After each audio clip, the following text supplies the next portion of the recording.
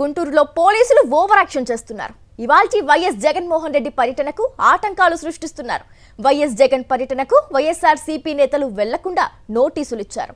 లేలా అప్పిరెడ్డి ఇంటికి అర్ధరాత్రి 2 సార్లు వెళ్లిన పోలీసులు గోడకు నోటీసులు అంటించి ఫోటోలు తీసుకున్నారు. ఆ తర్వాత వెంటనే నోటీసులు తొలగించి వెళ్లిపోయారు పోలీసులు. మరోవైపు గుంటూరును దిగ్బంధనం చేశారు. నగరానికి నలువైపులా చెక్ పోస్టులు వెలిశాయి.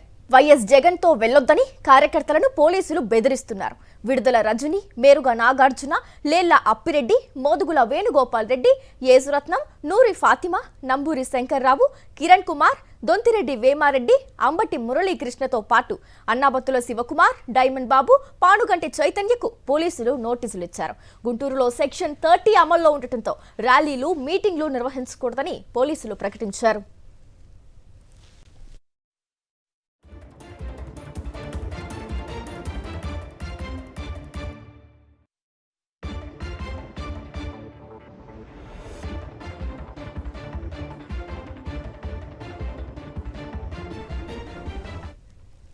గుంటూరులో పోలీసులు ఓవర్ యాక్షన్ చేస్తున్నారు. ఇవాల్టి వైఎస్ జగన్మోహన్ రెడ్డి పర్యటనకు ఆటంకాలు సృష్టిస్తున్నారు.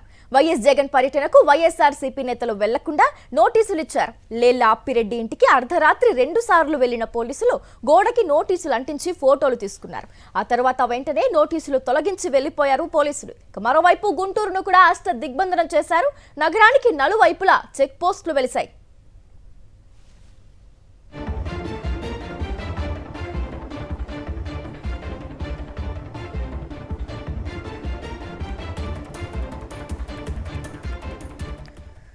రైట్, ఇక తాడేపల్లి నుంచి మా కరెస్పాండెంట్ రవీంద్ర లైవ్ ద్వారా జాయిన్ అవుతున్నారు. రవీంద్ర, చెప్పండి, వైఎస్ జగన్మోహన్ రెడ్డి ఏ టైంకి బయలుదేరుతారు, ఎప్పటికీ గుంటూరుకు రీచ్ అవ్వచ్చు? రవీంద్ర, మీ దగ్గర ఉన్న అప్డేట్స్ ఏంటి?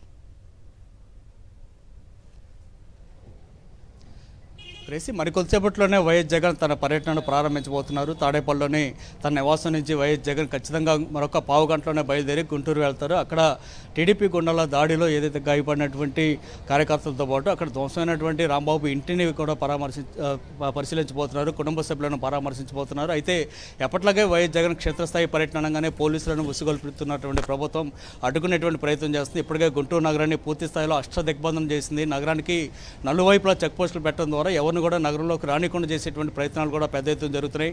అయితే ఈ మొత్తం వ్యవహారానికి సంబంధించి మొత్తం మాట్లాడడానికి వైఎస్ఆర్ కాంగ్రెస్ పార్టీ నేత దేవినేని అవినాష్ ఉన్నారు. అవినాష్ గారు, ఈ జరుగుతున్నటువంటి వ్యవహారాన్ని ఏ విధంగా చూస్తున్నారు? జగన్ పర్యటన అనగానే పోలీసులు ఎక్కడెక్కడ చెక్ పోస్టులు పెట్టడం, కేడర్ని రానికుండా చేసే ప్రయత్నం, ఈ వ్యవహారాన్ని అడ్డంకులను ఏ విధంగా చూస్తున్నారు? ఏదైతే చంద్రబాబు నాయుడు కానివ్వండి, పవన్ కళ్యాణ్ కానివ్వండి, దొంగల్లాగా దొరికిపోయిన తర్వాత ఒక డైవర్షన్ పాలిటిక్స్ కోసం అంబటి రాంబాబు గారి ఇంటి మీద ధ్వంసం, కనీసం మహిళలని గారు చూడకుండా పాప ఆయన సతీమణి గారి పైన, ఇద్దరు వాళ్ళ కూతురుల పైన, వాళ్ళ పిల్లల పైన తెలుగుదేశం పార్టీ గోండాలు, రౌడీలు, అక్కడ సంబంధించిన రౌడీ షీటర్లు కానివ్వండి, బ్లేడ్ బ్యాచ్ కానివ్వండి, వాళ్ళందరూ గారు వాళ్ళ మీద దాడి చేస్తే పోలీసులు వాళ్ళందరూ గారు పట్టించుకోకుండా ఒక ప్రేక్షక పాత్ర పోలీసులు వ్యవహరిస్తాం ఈరోజు ప్రపంచం అంతా గారు చూసింది. ఈరోజు జగన్మోహన్ రెడ్డి గారు ఏదైతే మా పార్టీకి సంబంధించిన ఒక కాపు సీనియర్ నాయకుడిగా మాజీ మంత్రిగా ఉన్న అంబటి రాంబాబు గారు వాళ్ళ ఇంటికి వెళ్తుంటే ఈరోజు పోలీసు వాళ్ళు ఎవరైతే వైఎస్ఆర్ కాంగ్రెస్ పార్టీ నాయకులు ఉన్నారో, కార్యకర్తలు ఉన్నారో, జగన్మోహన్ రెడ్డి గారితో కలిసికట్టుగా వెళ్ళి అంబటి రాంబాబు గారి కుటుంబాన్ని పరామర్శించాలని అనుకుంటున్నారో ఈరోజు వాళ్ళని అడ్డుకునే ప్రయత్నం చేస్తాను. ఆ రోజు తెలుగుదేశం పార్టీ గోండాలు మీరు ఎందుకు ఆపుకోలేకపోయారు? ఈరోజు ఎందుకంటే పరామర్శకు వెళ్తుంటే వైఎస్ఆర్ కాంగ్రెస్ పార్టీ నాయకుల్ని అడ్డగిస్తాం, హౌస్ అరెస్టులు చేస్తాం, రావద్దని చెప్పని బెదిరిస్తాం, కేసులు పెడతామని చెప్పని భయపెడతాం. ఈరోజు పోలీస్ వ్యవస్థ ఆంధ్రప్రదేశ్ రాష్ట్రంలో గతంలో ఎప్పుడో బీహార్లో వినేవాళ్ళం, కానీ ఆ జంగిల్ రాజ్ అనేది, రౌడీ రాజ్యం అనేది ఈరోజు ఆంధ్రప్రదేశ్ రాష్ట్రంలో చంద్రబాబు నాయకత్వంలో మరోసారి ఎన్ని అడ్డంకులు వచ్చినా ఏదొచ్చినా జగన్మోహన్ రెడ్డి గారు ఒక నాయకత్వంలో వేలాది మంది కార్యకర్తలు అంబటి రాంబాబు గారు ఇంటికి వెళ్తారు. వాళ్ళ కుటుంబాన్ని, వాళ్ళ సతీమణి అందం గారు పరామర్శించి వాళ్ళ కుటుంబానికి జగన్మోహన్ రెడ్డి గారు ధైర్యం చెప్తారు. అంటే ఆ రోజు టీడీపీ ఎమ్మెల్యే గల్లా మాధవ్ స్పష్టంగా చెప్పారు, అవును నేనే దాడి చేశాను గుంటూరు మహిళలతోటని. కానీ కుటుంబ సభ్యులు, అంబటి రాంబాబు కుటుంబ సభ్యులు కంప్లైంట్ చేస్తే కనీసం ఆమె పేరు కూడా ఎఫ్ఐఆర్లో నమోదు చేయలేదు. ఏ విధంగా చూస్తున్నారు పోలీసుల వ్యవహార శైలిని? చెప్తాం కదా, ఈరోజు గోండాలకి, రౌడీలకి, దారులకి చేసిన వాళ్ళకి రెడ్ కార్పెట్ వేస్తున్నారు. సోషల్ మీడియాలో ఏమైనా పోస్ట్ పెడితేనో, లేకపోతే మేక తలకాయలు పాపం ఏదో కోస్తేనేమో ఈరోజు అన్యాయంగా కేసులు పెట్టి 14 రోజులు రిమాండ్ అని చెప్పని, లేకపోతే నది రోడ్డు మీద నడిపిస్తున్నారు. ఈరోజు పట్టపగలో ఇళ్ల మీద దాడులు చేసి, మహిళల మీద దాడులు చేసి, ఇంకో పక్క జోగి రమేష్ గారి ఇంటి మీద పెట్రోల్ బాంబులు వేస్తే వాళ్ళందరికీ స్టేషన్ బెయిల్ ఇచ్చి రెడ్ కార్పెట్ వచ్చి రమ్మని కూర్చుని భోజనాలు పెట్టి కాఫీలు టీలు ఇచ్చి పంపించే విధంగా ఈరోజు ఆంధ్రప్రదేశ్ రాష్ట్రంలో పోలీస్ వ్యవస్థ పనిచేస్తుంది. పోలీస్ వ్యవస్థ పోలీస్ యూనిఫామ్ కన్నా పసుపు చొక్కా, పసుపు కండువా వేసుకుని పనిచేసే విధంగా ముందుకెళ్తుంది. ఒక్కటి గుర్తుపెట్టుకోవాలి, 3 సంవత్సరాల తర్వాత ఎవరైతే ఈ దారుల్లో పాల్గొన్న రౌడీలు ఉన్నారో, తెలుగుదేశం పార్టీ గుండాలు ఉన్నారో, అదేవిధంగా వాళ్ళకు సహకరించిన పోలీస్ వాళ్ళు ఉన్నారో, రేపు జగన్మోహన్ రెడ్డి గారు అధికారంలోకి వచ్చిన తర్వాత చట్ట ప్రకారం వాళ్ళకి తగిన శిక్ష వేసే బాధ్యత వైఎస్ఆర్ కాంగ్రెస్ పార్టీ గారు తీసుకుంటారు. అంటే మీ పార్టీకి సంబంధించిన గుంటూరు, పల్నాడు జిల్లాకు సంబంధించిన నాయకులందరూ కూడా పోలీసులు అర్ధరాత్రి నుంచి నోటీసులు ఇస్తున్నారు. ఎవరు కూడా జగన్ కార్యక్రమంలో పాల్గొనకూడదనేది హెచ్చరించడం కూడా చేస్తున్నారు. సో ఎందుకని జగన్ పర్యటనలో మీ పార్టీ లీడర్స్ని పోనీయకుండా చేసే ప్రయత్నం ప్రభుత్వం చేస్తుంది? ఈరోజు ప్రభుత్వానికి ఒక భయం. జగన్మోహన్ రెడ్డి గారు ఎప్పుడైతే రోడ్డు మీదకి వస్తున్నారో వేలాది మంది, లక్షలాది మంది ప్రజానికం జగన్మోహన్ రెడ్డి గారిని చూస్తానికి, ఆయన అభిమానిస్తానికి వేలాదికి వస్తారు. ఈరోజు వాళ్ళు ఎవరైనా వస్తే మాత్రం ఎవరు రావట్లేదు, ఒక భయం. అదేవిధంగా ఎక్కడ ధైర్యం వస్తుందని చెప్పని ఈరోజు ఎక్కడెక్కడ ప్రతి ఒక్కరి గారు అడ్డుకుంటాం, హౌస్ అరెస్టులు చేస్తాం, నోటీసులు ఇస్తాం, ఎన్ని గారు చేస్తున్నారు. ఎన్ని అడ్డంకులు వచ్చినా, ఎంతమంది ఆపాలనుకున్నా జగన్మోహన్ రెడ్డి గారితో కలిసి గట్టిగా వేలాది మంది కార్యకర్తలు వెళ్ళి అంబటి రాంబాబు గారి కుటుంబాన్ని పరామర్శించడం జరుగుతుంది. ఈరోజు మీ నాయకుడు జగన్ అక్కడ గుంటూరు వెళ్తున్నారు అనగానే నిన్న రాత్రి నుంచే పోలీసులు అడవుడు స్టార్ట్ చేశారు. అక్కడ ఉన్నటువంటి ధ్వంసమైనటువంటి వాహనాలను కూడా తరలించే ప్రయత్నం చేశారు. ఎందుకని ఆనవాళ్ళు లేకుండా చేసే ప్రయత్నాన్ని పోలీసులు చేస్తున్నారు?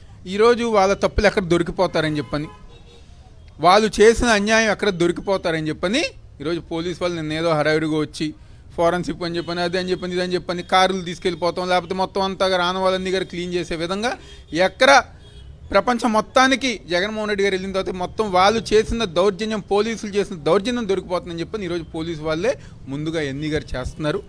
కానీ ప్రపంచానికి, రాష్ట్ర ప్రజానికానికి తెలుసు జరిగిందేంటో, ఎవరు వెనకమాలు ఉంది, దగ్గరుండి చేపించారో.